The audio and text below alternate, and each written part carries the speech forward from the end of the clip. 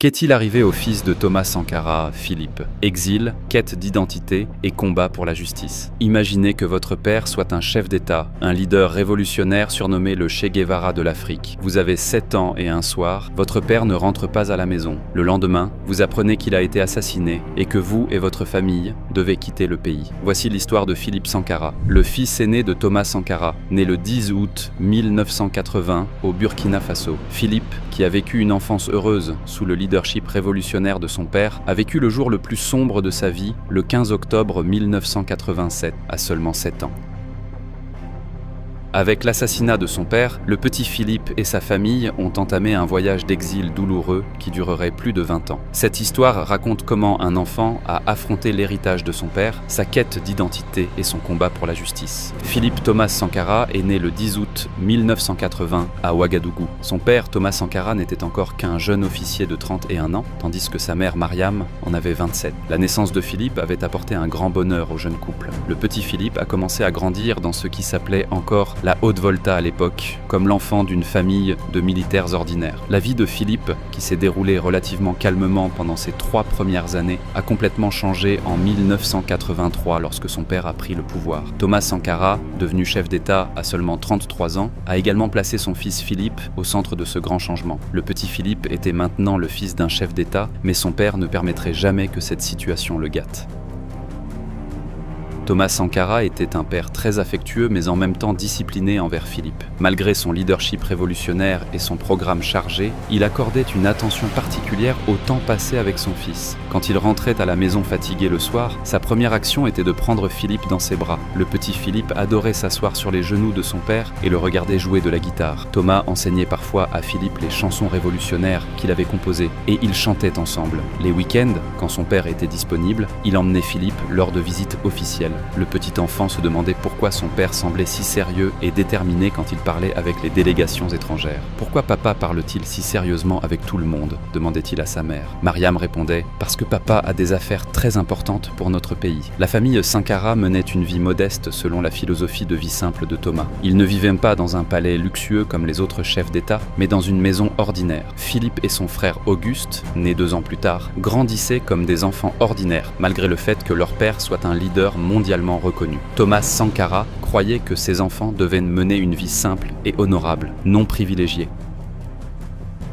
Quand Philippe a commencé l'école, les autres enfants savaient qu'il était le fils du président, mais il ne s'en vantait pas. Son père lui avait enseigné « Tu n'es pas différent des autres enfants. Ton père travaille juste dans un domaine différent. » Cette éducation a façonné le caractère de Philippe. L'enfance heureuse de Philippe s'est terminée à l'automne 1987. Le petit enfant de 7 ans avait commencé à sentir que les tensions politiques autour de son père augmentaient. Il y avait maintenant plus de réunions à la maison. Son père semblait plus tendu. Des désaccords avaient surgi entre Thomas Sankara et son ami le plus proche et bras droit Blaise Compaoré, et cette situation était également ressentie au sein de la famille.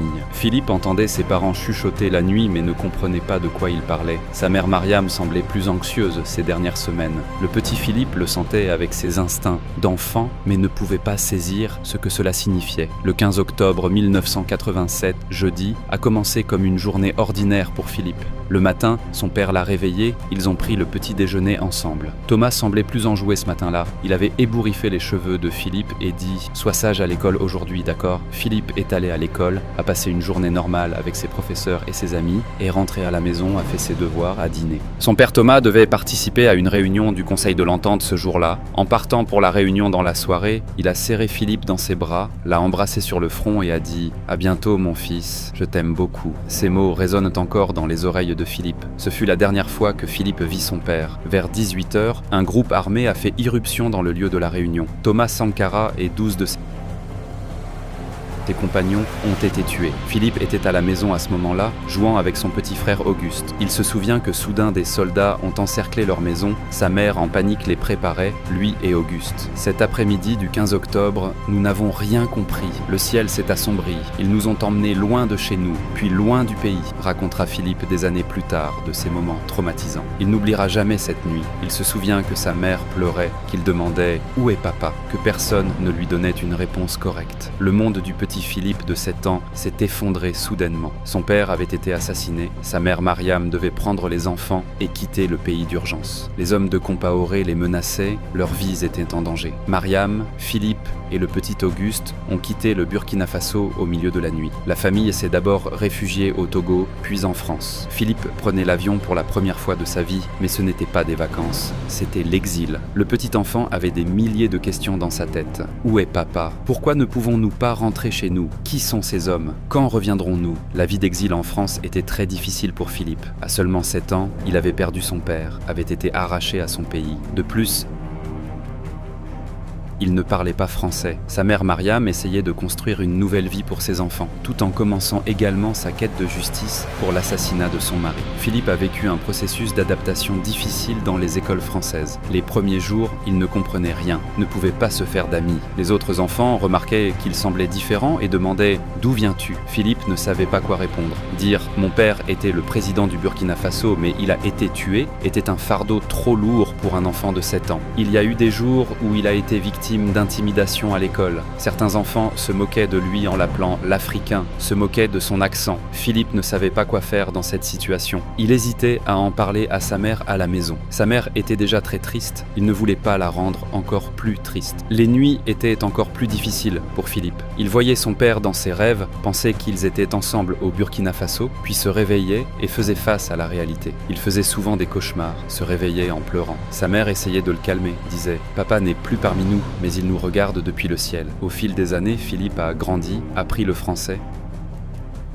s'est fait des amis, mais l'ombre de son père Thomas était toujours sur lui. À 10 ans, il comprenait maintenant pleinement que son père avait été assassiné. Cette découverte l'a rendu encore plus triste. Les autres enfants avaient leur père, lui n'en avait pas. À l'adolescence, il a vécu une crise d'identité. Il ne se sentait ni complètement français, ni complètement africain. Le Burkina Faso lui manquait, mais maintenant cet endroit lui semblait étranger. Il se sentait différent parmi ses amis français, et parmi ses amis africains, il semblait trop européen. À 16 ans, quand il est entré au lycée, un de ses professeurs lui a demandé qui était son père. Philippe a hésité puis a dit « Mon père était Thomas Sankara ». Les yeux du professeur se sont illuminés. Thomas Sankara, le révolutionnaire légendaire d'Afrique, ce moment a été un tournant pour Philippe. Pour la première fois, il a appris avec quel respect son père était mentionné dans le monde. À 20 ans, Philippe a commencé à mieux comprendre l'héritage de son père. En lisant des articles sur Thomas Sankara sur Internet, il a découvert à quel point il était une figure aimée en Afrique, que ses idées révolutionnaires inspiraient encore beaucoup de gens. Apprendre que son père était respecté non seulement au Burkina Faso, mais dans le monde entier l'a rendu fier. Cette découverte a changé sa vie. Maintenant, son père n'était plus quelqu'un dont il devait avoir honte, mais un héritage dont il devait être fier. Philippe a commencé à étudier les sciences politiques à l'université, a fait des recherches sur les idéaux de son père. À 25 ans, avec sa mère Mariam, il a rejoint la quête sérieuse de justice pour les assassins de son père. En 1997, ils ont fait appel aux tribunaux du Burkina Faso, mais le régime de Compaoré l'a empêché. Les tribunaux ne permettaient pas l'ouverture d'un procès. Ils ont alors commencé une bataille juridique internationale. Philippe, avec sa mère et son frère Auguste, ont fait appel aux Nations Unies. Le long et épuisant processus juridique a fait mûrir Philippe. En 2006, ils ont remporté une grande victoire. Le Comité des droits de l'homme des Nations Unies a décidé que la famille Sankara avait le droit de connaître les circonstances de la mort de son père. Philippe avait 26 ans quand il a appris cette décision et pour la première fois, il a eu l'espoir de pouvoir atteindre la justice. Enfin, notre voix a été entendue, pensa-t-il. Mais Compaoré était encore au pouvoir et ne respectait pas cette décision. Ce fut la période la plus difficile pour Philippe. La justice était si proche, mais il ne pouvait toujours pas l'atteindre. 2014 a été un tournant pour Philippe. Un soulèvement populaire a commencé au Burkina Faso. Les jeunes se sont révoltés contre les 27 ans de dictature de Compaoré. Philippe était excité en regardant ces images à la télévision.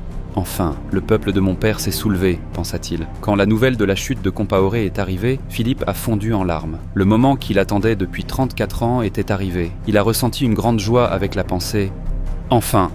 l'assassin de mon père est tombé. Pendant cette période, donnant une rare interview, Philippe a exprimé ses sentiments avec ces mots. Si Blaise Compaoré a une conscience, alors nous le laissons avec sa conscience. Dans ces mots, il y avait à la fois de la colère et la maturité que donnent les années. En 2021, le procès pour les assassins de son père a enfin commencé. Philippe sentait qu'il approchait de la fin de sa lutte pour la justice. Il avait maintenant 39 ans, mais il portait encore le traumatisme de ses 7 ans dans son cœur. Suivre les audiences le remplissait à la fois d'espoir et de tristesse. En 2022, le tribunal a rendu sa décision. Blaise Compaoré a été reconnu coupable. Quand Philippe a reçu cette nouvelle, il a fondu en larmes. Après 35 ans, il avait enfin atteint la justice. « Papa, nous avons enfin eu raison », murmura-t-il. Aujourd'hui, Philippe Sankara a 43 ans. Il vit en France, mais son cœur est encore au Burkina Faso. Il essaie de perpétuer l'héritage de son père, rencontre de jeunes Africains,